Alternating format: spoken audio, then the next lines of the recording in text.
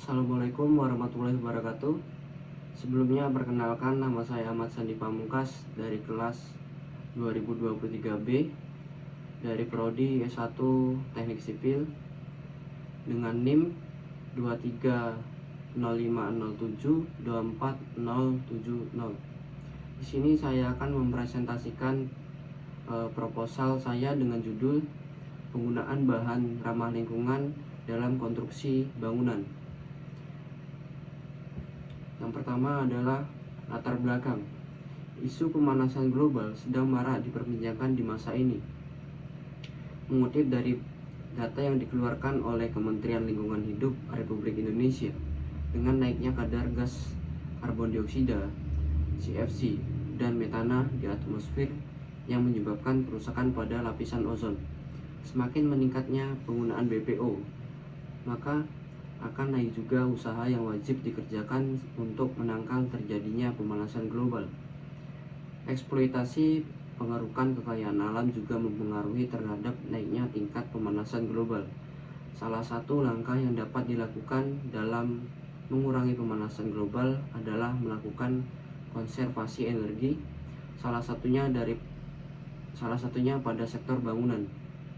Green building merupakan sebuah konsep gagasan salah satu bentuk melawan pemanasan global.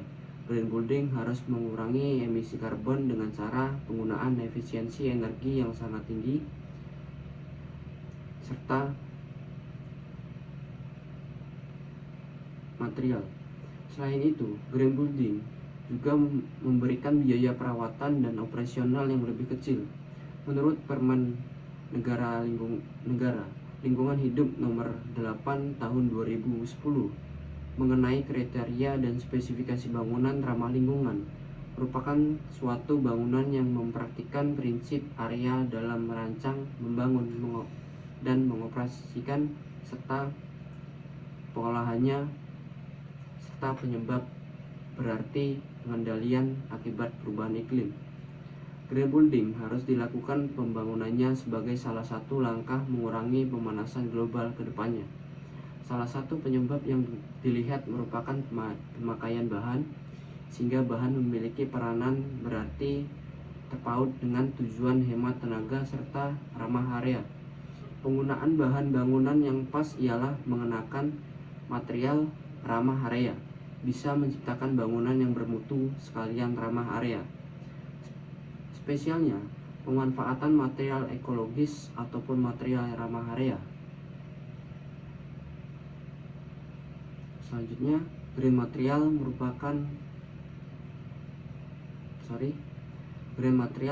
mempunyai makna yang lebih lebar dari hanya material ramah area.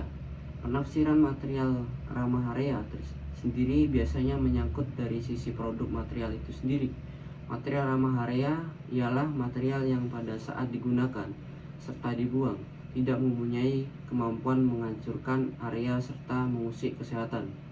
Sebaliknya, green material mempunyai peranan lebih besar tidak hanya dari sisi bahannya yang ramah lingkungan, namun juga memperhatikan keberlangsungan dari asal material, proses pembuatan, proses penyebaran, serta proses pengaplikasian, dan bisa menghemat penggunaan energi atau tenaga listrik serta air, menaikkan tingkat kesehatan serta kenyamanan serta efisiensi dalam merawat bangunannya. Menurut Martin Mulvihill, peneliti USBGC, bahan kimia yang digunakan dari asal bahan baku ke bangunan harus tidak mengganggu kesehatan dari manusia maupun lingkungan. Selain itu, bahan wajib bersumber dari bahan yang dapat dipakai kembali maupun diperbarui, dan dalam proses pembuatannya dilakukan secara aman dan efisien tanpa menimbulkan dampak polusi maupun limbah yang berbahaya. Pendapat barusan ini umumnya kita sebut dengan nama green material. Pada studi kasus ini, konstruksi bangunan adalah struktur buatan manusia yang terdiri atas atap, dinding yang didirikan secara permanen di suatu tempat, Bangunan juga biasa disebut dengan rumah atau gedung, yaitu segala sarana, prasarana, atau infrastruktur dalam kebudayaan atau kehidupan manusia dalam membangun peradabannya. Bangunan memiliki beragam bentuk, ukuran, dan fungsi serta telah mengalami penyesuaian sepanjang sejarah yang disebabkan oleh beberapa faktor seperti bahan bangunan, kondisi cuaca, kondisi tanah, dan alasan estetika. Selanjutnya yang kedua adalah rumusan masalah. Pembangunan demi pembangunan terus dilakukan dan telah menghabiskan banyak material yang menghasilkan bahan perusak ozon atau BPO yang memberikan dampak kerusakan terhadap lingkungan, sosial, dan ekonomi. Kesadaran penggunaan material ramah lingkungan masih rendah dikarenakan material tersebut masih kalah populer dengan material yang sudah lama ada. Selanjutnya, tujuan penelitian. Yang pertama adalah secara umum penelitian ini bertujuan untuk memenuhi tugas mata kuliah Bahasa Indonesia program studi S1 Teknik Sipil Fakultas Teknik Universitas Negeri Surabaya. Yang kedua, sedangkan secara khusus tujuan dilakukannya penelitian ini ialah mengetahui apa saja material yang tergolong dalam material ramah lingkungan dan bagaimana hasilnya jika material ramah lingkungan tersebut diterapkan dalam konstruksi bangunan. Selanjutnya yang ketiga, manfaat penelitian. Penelitian ini memiliki manfaat sebagai berikut. Yang pertama, secara teoritis. Hasil penelitian ini diharapkan mampu menambah pengetahuan, pengalaman, dan wawasan serta bahan dalam penerapan ilmu khususnya tentang penggunaan bahan ramah lingkungan dalam konstruksi bangunan. Juga dapat dijadikan sebagai bahan pertimbangan untuk penelitian selanjutnya. Yang kedua, secara praktis, untuk memberikan pemahaman kepada pembaca serta menjadi pertimbangan pembaca untuk mengambil tindakan yang tepat apabila menjumpai permasalahan yang serupa dengan penelitian ini. Yang keempat, selanjutnya, penelitian yang relevan. Penelitian terdahulu adalah upaya penelitian untuk mencari perbandingan dan selanjutnya untuk menemukan inspirasi baru untuk penelitian selanjutnya. Di samping itu, kajian terdahulu membantu peneliti dapat memposisikan penelitian serta menunjukkan orisinalitas dari penelitian. Pada bagian ini, peneliti mencantumkan berbagai hasil penelitian terdahulu terkait dengan penelitian yang hendak dilakukan. Kemudian membuat ringkasannya, baik penelitian yang sudah dipublikasikan atau belum dipublikasikan. Selanjutnya, landasan teori. Pembangunan yang terus berjalan telah banyak menghabiskan sumber daya alam dan mengakibatkan kerusakan-kerusakan pada alam, dan tidak jarang juga pembangunan tersebut mempunyai pengaruh negatif secara sosial ekonomi pada daerah itu sendiri. Semakin berkembangnya budaya dan teknologi, kebutuhan manusia akan terus berkembang. Sementara daya dukung alam tidak semakin baik menghadapi masalah ini, diperlukan usaha-usaha untuk tetap menjaga kelestarian lingkungan dan alam, tetapi kebutuhan manusia juga tetap termenuhi dengan baik. Menurut Green Building Council Indonesia, green building adalah bangunan baru ataupun bangunan lama yang direncanakan, dibangun, dan dioperasikan dengan memperhatikan faktor-faktor keberlanjutan lingkungan.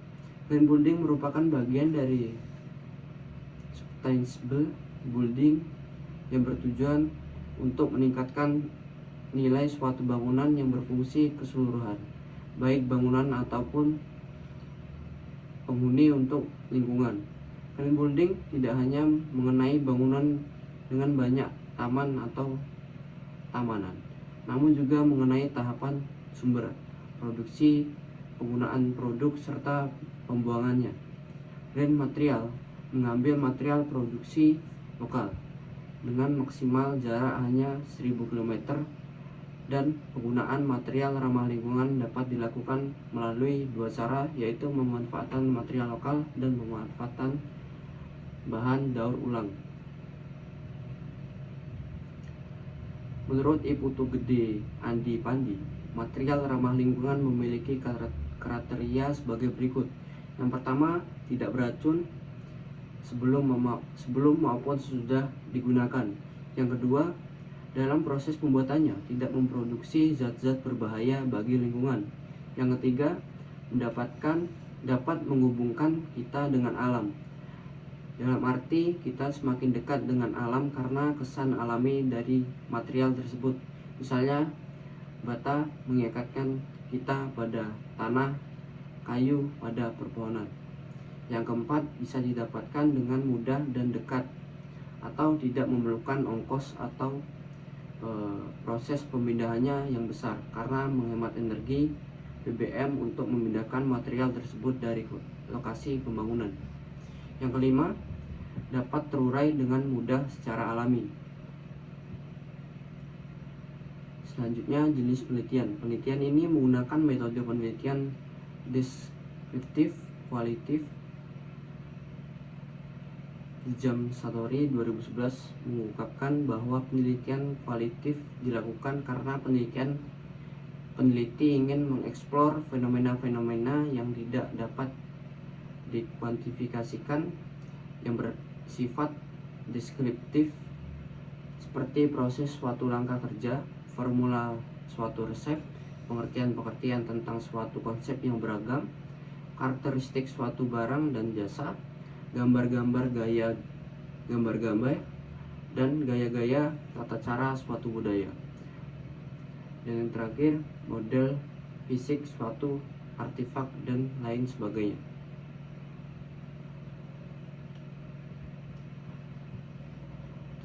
Selanjutnya, pendekatan penelitian.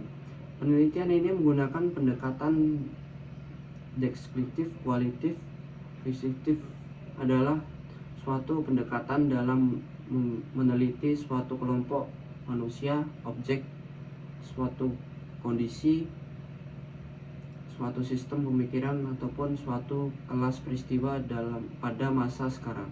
Sedangkan kualitatif menurut Bogdan dan Taylor adalah suatu prosedur penelitian yang menghasilkan data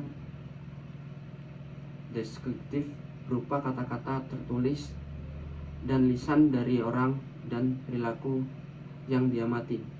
Jadi, pendekatan deskriptif kualitatif adalah suatu pendekatan yang menggambarkan keadaan suatu status fenomena yang terjadi dengan kata-kata atau kalimat, kemudian dipisahkan menurut kategori untuk mendapatkan kesimpulan.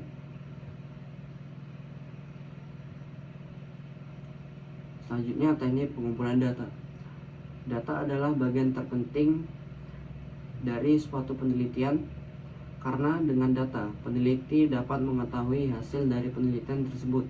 Pada penelitian ini, data diperoleh dari berbagai sumber dengan menggunakan teknik pengumpulan data yang bermacam-macam dan dilakukan secara terus-menerus datanya sampai jenuh. Yang pertama, observasi. Observasi mendasar dalam penelitian yang tes. Observasi dilakukan dengan pengamatan yang jelas, rinci, lengkap, dan sadar tentang perilaku individu sebenarnya di dalam keadaan tertentu. Pentingnya observasi adalah kemampuan dalam menentukan faktor-faktor awal mula perilaku dan kemampuan untuk melukiskan akurat reaksi individu